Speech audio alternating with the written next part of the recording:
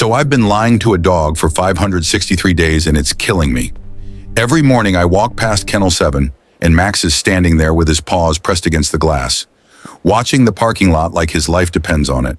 And I always say the same thing. Hey buddy, today might be your day. Except it's not. It's never been his day.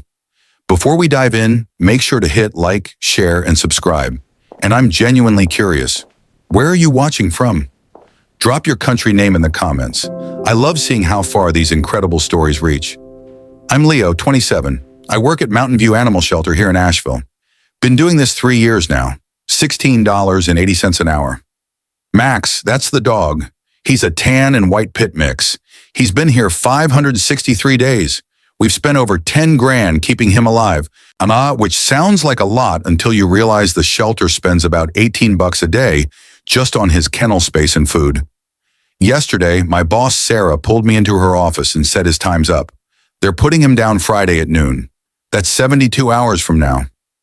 And look, I get it. We're packed to the ceiling. There's a hoarding case coming in. 15 dogs that need immediate placement. The math is brutal, but it's real. But last night, I did something I definitely shouldn't have done. I broke into the back office and pulled Max's actual file. Not the one we show potential adopters, the red tab file, the restricted one. Right at the top, it says in bold letters, "Do not contact previous owner." I never really thought about that before. Why would we not contact them? What's the point of keeping them away? So I'm flipping through the pages, and then I get to the surrender form. At the very bottom, there's this handwriting. Really small, like somebody was trying to hide it. It says, "Please don't tell him we're not coming back." I just sat there staring at those words. Then I looked up through the office window, and there's Max. Same spot, same glass, same endless waiting. And it hit me like a freight train. I've been saying the wrong thing this whole time. Max isn't waiting to get picked by someone new. Someone already picked him. He's waiting for them to come back. So now I've got 72 hours to figure out who the hell wrote that note and what happened to them. Because if I don't, Max is going to die believing the lie I've been feeding him for a year and a half, that somebody out there wants him, and I'm not sure I can live with that. Okay, Siri, so let me paint you a picture of what 563 days actually looks like. I show up every morning around 5:45 a.m., unlock the side entrance, flip on the overhead lights, and before I even put my coffee down, I already know what I'm going to hear from Kennel 7. Nothing. The other kennels? Total chaos. Dogs barking their heads off, jumping at the chain link, losing their minds because breakfast is coming, or they think maybe today's the day they get walked. Normal dog energy. Kennel 7? Dead silence. Max doesn't bark, hasn't made a single sound since he arrived here. That was September 2023. He came from a county shelter about 30 minutes south, what we call a second chance transfer. His paperwork said behavioral concerns and failed placements, which is just code for he got adopted twice and returned both times. He's a pit mix. A tan coat with a white blaze down his chest and white paws. 4 years old, maybe 70 pounds. The kind of dog people see on Pet Finder and scroll right past because they see pit bull in the description and assume he's going to be trouble. But Max isn't mean. He doesn't destroy things. He doesn't lunge at other dogs. He just stands there. Same spot every single day. Paws on that window, head tilted slightly to the left, watching the gravel parking lot like he's expecting someone. And every time a car pulls in, doesn't matter if it's me or a volunteer or someone dropping off donations, his ears shoot up. His whole body goes rigid, like maybe, just maybe, this is it. Maybe this time it's whoever he's been waiting for. It never is. By noon, his breakfast bowl is still sitting there, untouched. By 3 p.m., he's back at the window. When I lock up at 6, he's still standing in that exact same position, staring out into the empty lot. I don't even know if he sleeps at night. I honestly don't think he does. That particular morning, Wednesday, the 563rd day, I was doing my usual rounds when Sarah called me into her office. She had this look on her face, the one that means the board met last night and made decisions without asking the people who actually work with these animals. "Leo, we need to talk about Kennel 7. I knew what was coming. but I stood there anyway, waiting for her to say it. We've got a hoarding situation coming in Friday morning. 15 dogs. County's shutting down some property outside Marshall. These animals need immediate placement, and we're at capacity. We can make room, I said. We have made room, multiple times. Max has been here a year and a half, Leo. We've invested over $10,000. Nobody wants him. 2 families have already brought him back. So we just kill him? We euthanize him humanely at noon on Friday. I'm sorry. The decision's made. 72 hours. That's all Max had left. I didn't sleep that night. I kept thinking about Max standing at that window, waiting. And I kept thinking about what Sarah said. Nobody wants him. But that didn't make sense. Dogs don't just stand at windows for 563 days staring at parking lots for no reason. That's not random behavior. That's loyalty. That's hope. Around 2 a.m., I gave up on sleep, threw on some clothes, and drove back to the shelter. I know the security code.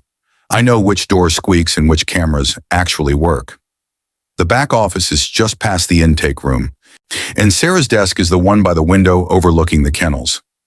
The filing cabinet with the red tabs is locked, but the key's taped under her keyboard tray.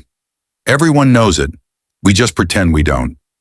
Red tab files are the ones we don't talk about. Dogs with bite histories, dogs seized from abuse cases, dogs whose previous owners signed legal waivers saying, "Do not contact under any circumstances." The files we never show adopters because the truth would scare them off. I pulled Max's file. It was thicker than I expected. Transfer paperwork from the county shelter, medical records, behavioral assessments, 2 failed adoption returns. One family said he was too anxious. The other said he wouldn't bond. Then I got to the original surrender form, the one from whoever brought him to the county shelter in the first place. Top of the page, "Do not contact previous owner" in red stamp letters. I flipped it over. Standard questions, reason for surrender. Moving, cannot keep. Aggressive toward people, no. Aggressive toward animals, no. Medical issues, none listed. Then, at the very bottom in the margins, there was handwriting. Tiny, barely visible, like someone wrote it hoping no one would ever read it. "Please don't tell him we're not coming back." I read it 3 times. Not, "We don't want him." Not, "He's too much work." Not any of the usual excuses people give when they dump their dogs. "Please don't tell him we're not coming back." That's not abandonment. That's heartbreak. I looked up through Sarah's office window. Even in the dark, I could see Kennel 7. And there he was, Max, standing at the glass, watching. My hands were shaking when I flipped back through the file looking for a name, an address, something. The surrender form had a signature, but it was illegible. The address line said 4127 Oakmont Drive, Asheville, North Carolina. I pulled out my phone and typed it into Google Maps. The house still existed. I grabbed my keys and left the file open on Sarah's desk. If she found it in the morning, I'd deal with it then. But right now, I had 70 hours left, and I needed to know who wrote that note. Because whoever they were, they didn't want to leave Max behind. Something made them. 4127 Oakmont Drive was a 20-minute drive from the shelter, out past the newer subdivisions where the roads get narrower and the houses sit farther apart. I pulled up around 3 a.m. The streetlights out here were spaced too far apart, so everything had this dim, washed-out look. And the house was set back from the road, partially hidden behind overgrown shrubs and a chain-link fence that was sagging in places. There was a foreclosure notice stapled to the front door. The lawn hadn't been mowed in months, weeds were waist-high, the mailbox was hanging by one hinge, and there were newspapers piled up on the porch, yellowed and warped from rain. This place had been empty for a while. I killed the engine and just sat there for a minute, staring at the house. There was a swing set in the side yard, one of those metal ones from the 90s. The swings were still moving slightly in the wind, creaking. A family lived here, a family with kids. I got out and walked up the driveway. My phone flashlight barely cut through the darkness, but I could see enough. The front windows were covered with plywood. There was a no trespassing sign zip-tied to the fence. I walked around to the backyard. That's where I saw it, a doghouse, small, wooden, paint peeling. It was shoved up against the back fence, half buried in tall grass. The roof was caved in on one side, and the entrance was rotted through. But on the front, in faded blue paint, someone had written a name. Max. I crouched down in front of it, shining my light inside. There was nothing left. No blanket, no toys, just dirt and leaves. But this was his. This was where Max lived before he ended up in Kennel 7, staring out a window for 563 days. I stood up and looked around the yard. There was a trampoline with a torn mat, a basketball hoop with no net, a little plastic slide tipped over on its side. Everything about this place screamed normal family. The kind of family that gets a dog. He paints his name on a doghouse, lets him sleep in the backyard. So what the hell happened? I walked back toward the front of the house and noticed the neighbor's porch light was on. An older woman was standing there in a bathrobe, arms crossed, watching me. "You looking for the Hartmans?" she called out. I froze. "Yeah," I said. "Do you know where they went?" She stepped down off her porch, squinting at me in the dark. "You a bill collector?" "No. I work at the animal shelter. I'm trying to find out what happened to their dog." Her expression changed, softened. "That dog still alive?" "Barely," I said. "He's got 2 days left." She shook her head slowly, like she'd been dreading this conversation for months. "You better come inside," she said. "There's things you need to know." Her name was Diane. She made me sit at her kitchen table while she put on a pot of coffee, even though it was 3 a.m. The house smelled like lavender and old wood, and there were framed photos everywhere. Grandkids, I assumed. "The Hartmans were good people," she said, pouring 2 cups. "Paul, his wife Jennifer, and their son Liam. Sweet kid. Maybe 8 or 9 years old when they moved in. That dog Max, he was Liam's whole world." She sat down across from me, hands wrapped around her mug. "Paul got diagnosed with pancreatic cancer about 2 years ago. Stage 4. They caught it late." She paused, staring into her coffee. "He fought hard, real hard. But the treatments, the hospital stays, it added up fast." "How bad?" I asked. "Last I heard, they were over $60,000 in debt. Insurance covered some of it, but not enough. Jennifer had to quit her job to take care of Paul full-time. They burned through their savings in 6 months. I felt my stomach drop. "They tried to keep the house," Diane continued. "Sold their cars, sold furniture. I saw them having a yard sale last summer, and Jennifer just kept apologizing to everyone, like she was embarrassed. Liam was out there too, selling his toys, a 9-year-old selling his childhood to keep the lights on." She shook her head. "Paul died in November. 3 weeks later, the bank foreclosed. They had nowhere to go. Jennifer's sister lived in Florida, said they could stay with her until they got back on their feet. But the sister's building didn't allow pets. There it was. So they had to give up Max," I said. Diane nodded. "Jennifer came over the night before they left. She was crying. Wayne said they didn't have a choice. Said she couldn't even tell Liam the truth because it would destroy him. So they told him Max was going to a nice shelter where someone would adopt him right away and give him a great home. They lied to their kid. They didn't know what else to do," Diane said quietly. "Liam was already losing his dad, his house, his school, his friends. They didn't want him to lose Max too. Not like that. So they told him it was temporary, that Max would be okay." I sat back in my chair, trying to process it. "Do you know where they are now?" I asked. "In Florida?" "Somewhere near Clearwater, I think. Jennifer sent me a Christmas card, but there was no return address. Just said they were doing better. Liam was adjusting. She didn't mention Max." I pulled out my phone and showed her the surrender form, with the handwriting at the bottom. "Please don't tell him we're not coming back." Diane read it, and her eyes filled with tears. "That's Jennifer's handwriting," she whispered. She didn't want him to know they weren't coming back. "Max knows," I said. "He's been standing at a window for 563 days waiting for them." Diane walked me back to my truck just as the sun was starting to come up. Before I left, she grabbed my arm. "There's one more thing," she said. "When the Hartmans left, they couldn't take everything. The foreclosure happened so fast. Jennifer told me they put some of Liam's stuff in a storage unit on Tunnel Road. She paid 6 months up front, but I don't know if she kept up with it after that." "Do you remember which one?" Safekeep Storage, the one with the orange doors. I thanked her and drove straight there. Or by the time I pulled into the lot, it was almost 6 a.m. The office wouldn't open for another 3 hours, but I walked the rows of units anyway, looking for anything with the name Hartman on it. I found it in the back corner. Unit 237. There was a default lock on it, the kind the storage company puts on when someone stops paying. The original lock was gone. I stood there for a second, weighing my options. Then I went back to my truck, grabbed a crowbar from the toolbox and popped the lock. The door rolled up with a screech. Inside it was packed. Boxes stacked to the ceiling, a dining room table wedged against the back wall, a bike with training wheels, kids' books, picture frames wrapped in newspaper. A whole life shoved into a 10 by 10 space. I started pulling boxes down, opening them one by one. Most of it was clothes, kitchen stuff, old paperwork. But then, buried under a box labeled Liam's room, I found it. A blue blanket.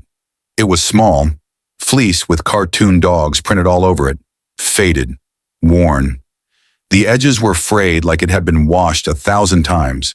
I pulled it out, and something fell onto the concrete floor. A piece of paper, folded up tight. I opened it. The handwriting was shaky, written in crayon. A kid's handwriting. Dear Max, Mom says you're going to a nice place and someone will love you. I'm sorry I can't come with you. I'm sorry we have to go to Florida. I miss you so much already. Please don't forget me. I won't forget you. Love, Liam. I just stood there, holding this note, staring at the words. This was why Max wouldn't eat, why he wouldn't sleep, why he stood at that window every single day. He wasn't waiting for just anyone, and he was waiting for Liam. And then I remembered something. When Max first came to us, Sarah tried to take a blanket out of his kennel during cleaning. He snapped at her, didn't bite, but he showed teeth. That's when they flagged him as aggressive and moved him to the red tab files. This was the blanket. Max wasn't being aggressive. He was protecting the last thing he had left of the boy who loved him. I folded the note carefully, stuffed it in my pocket, and grabbed the blanket. 60 hours left. I had to find Liam. I got back to the shelter just after 8 a.m. Sarah's car was already in the lot. I walked straight into her office, dropped the blue blanket on her desk and said, "We need to talk about Max's intake paperwork." She looked up from her computer, then down at the blanket, then back at me. "Where did you get that?" "Doesn't matter. I need to see the transfer documents from the county shelter, the ones from when Max first came to us." "Leah, what are you doing?" "Just show me the file." She sighed, unlocked her cabinet, and pulled out Max's red tab folder. I flipped to the back, found the transfer sheet from Haywood County Animal Services, and started reading. That's when I saw it. Under owner contact attempted, someone had checked the box for yes and written, "Notified family via phone on September 18th, 2023. Informed them dog was successfully adopted. Case closed." I read it again. Then I looked at Sarah. They told the family Max was adopted. "That's standard procedure for owner surrenders," Sarah said carefully. "If the previous owner asks, They lied. We assumed he would be adopted, Leo. He was only supposed to be here a few weeks. The county was overcrowded. We were doing them a favor by taking him." So when the mom called to check on her son's dog, the dog they had to give up because the dad died, and they lost everything, someone at the county shelter told her Max was living happily ever after with a new family? Sarah didn't answer. I pulled out my phone, found the main number for Haywood County Animal Services, and called it right there. A woman answered. "Animal Services, this is Tracy." "Hi, my name is Leo. I work at Mountain View. I'm calling about a transfer case from September 2023. Pit mix named Max. Can you pull that file?" There was typing on the other end. "Yeah, I see it. What do you need?" "Did someone from the owner's family call asking about him?" More typing. Yeah. Jennifer Hartman called on September 20th. 2 days after we transferred him, we told her he'd been adopted. Why? Did you verify that before you told her?" Silence. "Ma'am, we assumed Mountain View would place him quickly. We were slammed that week. I probably just told her what she wanted to hear so she'd stop worrying." I closed my eyes. So for the last year and a half, This family has believed their dog is living with a nice family somewhere, and meanwhile he's been rotting in a kennel waiting for them to come back. I'm sorry, I didn't think... I hung up. Sarah was staring at me. They think he's okay, I said quietly. They think he's happy. They have no idea he's about to die. Leo, even if we contact them, what are they going to do? They can't take him. They're in Florida. They're broke. I don't care, I said. They deserve to know the truth. It took me 4 hours to find them. I started with the Christmas card Diane mentioned. Called her back, asked if she still had it. She did. No return address, but the postmark said Clearwater, Florida. From there, I went to Facebook, searched Jennifer Hartman Clearwater. Found 3 profiles. 2 were the wrong age.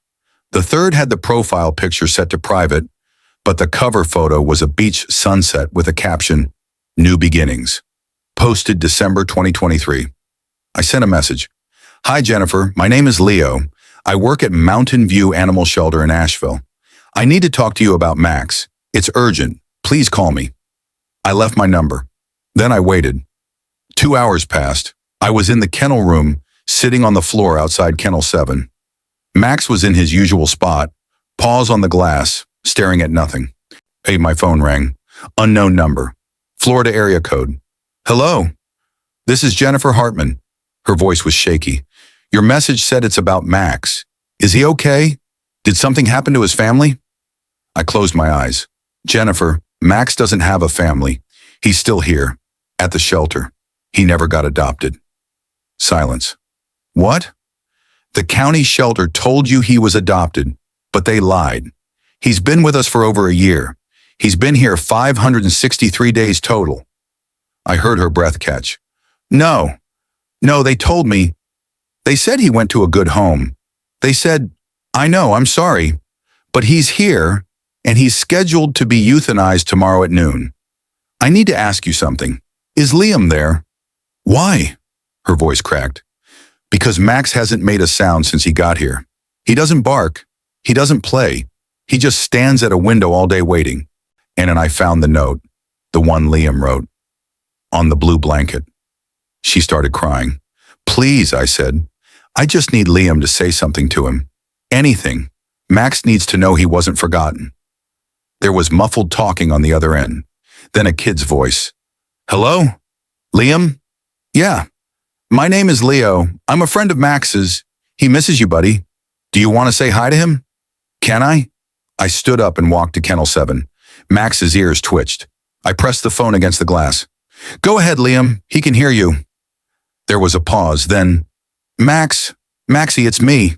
It's Liam. Max's entire body went rigid. His ears shot forward. His head tilted.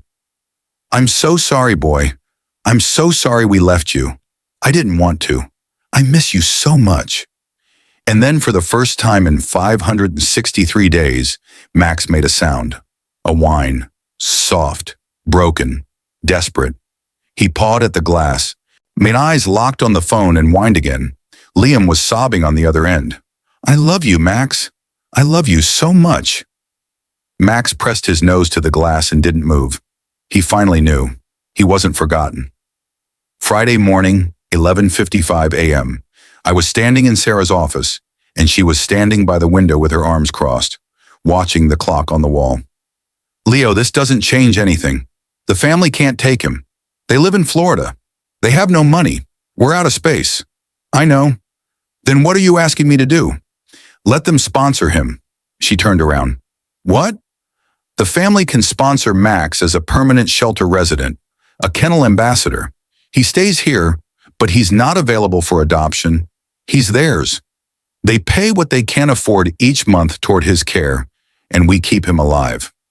That's not a real program, not Leo. It is now. We don't have the budget. Then we fundraise, I said. I'll run his story on social media. I'll set up a GoFundMe. People donate to stuff like this all the time. A dog who waited 563 days for his family? That's a story people will care about. Sarah rubbed her temples. And what happens when the donations dry up? When people move on to the next viral dog story? What then? Then I'll pay for him myself. She stared at me. Leo, you make $16.80 an hour. I know what I make. She looked back at the clock. 11:57 a.m. This is insane. Sarah, that dog hasn't eaten in 3 days. He hasn't slept. He just stands there waiting. And now he finally knows his family didn't forget him. If we kill him now, after that phone call, after everything he's been through, my voice broke. I can't do it. I won't. She was quiet for a long time. 11:58 a.m. Jennifer Hartman agreed to this? She asked. Yes, she's going to send whatever she can each month. $50, maybe more when she gets back on her feet. And Liam wants to FaceTime with Max every week. Sarah looked out the window toward the kennel room. 11:59 a.m. If this backfires, if we can't sustain it, he still gets euthanized. You understand that? I understand. She closed her eyes, took a deep breath, and walked to her desk. She picked up the phone and dialed. Carol? Yeah, it's Sarah. Cancel the 12 o'clock. Kennel 7 is staying. She hung up. I couldn't breathe. You've got 2 weeks to get that fundraiser running, she said, and you're personally responsible for his care. If he doesn't eat, if he gets sick, if this turns into a disaster, it's on you. Understood, she pointed at the door. Now get out of my office before I change my mind. I didn't wait. I ran straight to Kennel 7. Max was still at the window, but when I walked up, he turned his head and looked at me. For the first time in 563 days, he wasn't staring at the parking lot. He was looking at me. Hey, buddy, I whispered. You're staying. I moved Max that same afternoon. Sarah helped me pick a different kennel, one at the far end of the building, away from the noise and chaos. Kennel 14. It had a window, but this one didn't face the parking lot. It faced east toward the mountains, toward the sunrise. I cleaned it out myself, scrubbed the floors, disinfected the walls, put down fresh bedding. Then I went to my truck and grabbed the blue blanket. When I brought Max over, he was hesitant at first. He kept looking back toward Kennel 7, like he wasn't sure he was allowed to leave. But I walked him slowly and he followed. I opened the door to Kennel 14, laid the blue blanket down in the corner, and stepped back. Max stood in the doorway for a moment, staring at the blanket. Then he walked over to it, sniffed it, and for the first time since I'd known him, he lay down. Not at the window, not standing guard, not waiting. He curled up on that blanket, tucked his nose under his paw, and closed his eyes. I sat down on the floor outside his kennel and just watched him. His breathing slowed, his body relaxed, and within a few minutes, he was asleep. Really asleep. I pulled out my phone and texted Jennifer. He's resting, finally. She responded immediately. Thank you so much. Liam hasn't stopped smiling since yesterday. He wants to call Max tomorrow. Is that okay? Anytime, I typed back. Max isn't going anywhere. That night I stayed late. I didn't have anywhere else to be, and honestly, I just wanted to make sure he was okay. Around 6 a.m., I woke up. I dozed off in the chair outside his kennel and noticed something. Max was awake, but he wasn't at the window. He was still on his blanket looking at me. Just looking. Not anxious, not desperate, not waiting for someone who would never come. Just present. I stood up, unlocked the kennel, and stepped inside. Max lifted his head slightly but didn't get up. I sat down next to him, and after a second, he rested his head on my leg. We stayed like that for a while, watching the sun come up through the window. The light hit the mountains first, waited turning everything orange and gold. It was the kind of sunrise that makes you feel like maybe things can get better, like maybe the world isn't as cruel as it seems. Max sighed, a deep, tired sigh, and closed his eyes again. He wasn't waiting anymore. He knew. Liam hadn't forgotten him, Jennifer hadn't forgotten him, and even though they couldn't be together, even though life had ripped them apart in the worst possible way, Max finally understood the truth. He was loved. He always had been. And for the first time in 563 days, that was enough. If you want to help dogs like Max, consider donating to your local shelter or sponsoring a long-term resident. These animals don't need much, just someone who refuses to give up on them. And hey, thank you for watching. Seriously, stories like this matter because you made it matter by being here.